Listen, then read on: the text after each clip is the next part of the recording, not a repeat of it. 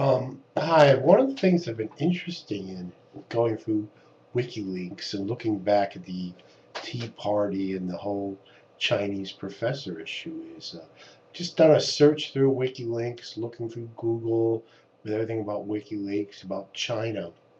And even though we've gotten information about the leader of North Korea's physical health, the sex partner of the leader of Libya, Berlusconi's drinking habits, um, Prince Andrew making off the cuff comments, the actual power relationships between the Bank of England and the leaders of the UK, concerns about Pakistani and specific nuclear facilities, concerns the U.S. had for um, its allies' capacities in Afghanistan and Iraq, concerns about Iranian production, leaders of Arab worlds asking the United States to attack Iran. One thing we don't, oddly enough, get a single mention of is a single diplomat concerned about the fact that the U.S. could lose its autonomy and power because of bond sales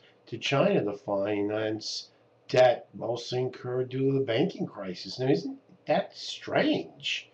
Is it that the Tea Party is so much smarter than all the diplomats running through the United States? Or perhaps the people who actually run, who seem to actually be running the world out there, um, there's a lot more specific day-to-day concerns, and this issue of the debt, the federal debt, leading to a Chinese takeover of the economy, doesn't even specifically exist. And when you think about this in history, these big dramatic ideological epilogues of history are just the things of imagination. I mean, for example, World War II, the way it's depicted in the movies could be, there's Nazi ideology, and this is the way it was promoted because the United States wanted to make every communist, no matter where they were, no matter who they were fighting, the Nazis, the same as Hitler. The fact of the matter is, you know, that, say, Mussolini, who wasn't a good man, but he was a very different man than Hitler. That the reality is governments and state policies are run by people. The kind of gossipy situation information we get in WikiLeaks is pretty much what we get in the world. If Germany had become Nazi fascist, but had a very different leader with a very different temperament than Hitler, World War II very likely not have happened. Germany might be a very, very ugly, oppressive place to live in. The myth that we are in a history of ideological struggles was created by the industrial military complex of the United States after World War II as a way to ensure, well, probably keep the economy going, to ensure the benefits of socialism for the wealthy and for the investors in the business, and also the socialist benefits of keeping the economy going while keeping the society for the rich. And we've always had this communist for the rich, capitalism for the poor. This ideological struggle promotes this concept, this myth of an ideological struggle.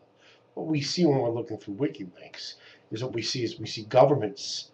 Governments are created by people. Ideologies are delusions that people have after the fact. Myths that people make to lie to their members. But the fact of the matter is that societies and systems are run by particular individuals.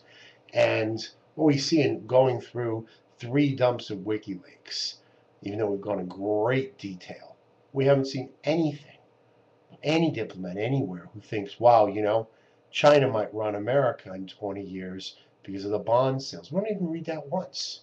We read that the leader of the Bank of England, King, felt that Cameron and Osborne were too inexperienced, in the case of Osborne, too effeminate to actually be taken seriously for the financial crisis.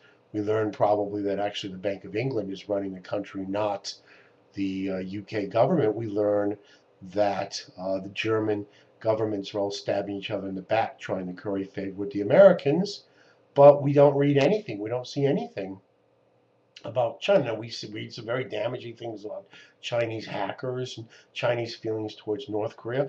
Very embarrassing issues about what the United States thinks of China, thinks of North Korea, and knows about China. It's pretty humiliating for the United States to have its opinion about China's relationships with North Korea, China's situation with hacking, all exposed, but not a single thing out there about the government, the debt, Chinese debt somehow going to put the Chinese in charge of America.